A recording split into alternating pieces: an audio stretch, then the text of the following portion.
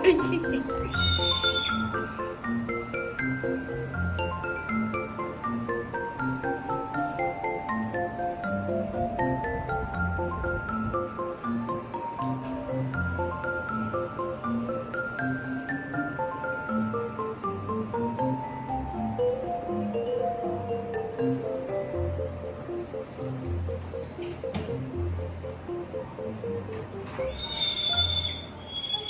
手で背中とか、この子も平気なのでお腹とかも触っても大丈夫です。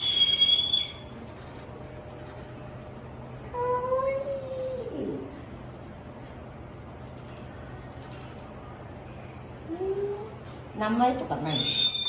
まだ名前はついてないんです。あ、そうなんですね。スタッフで口の周りがおひげがいっぱいあるので、おじいちゃんって言われてる。おじいちゃん。おじいちゃんなの？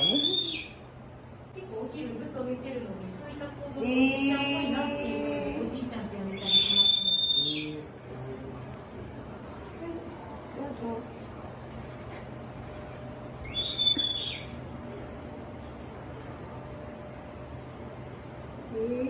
すごいかわいい。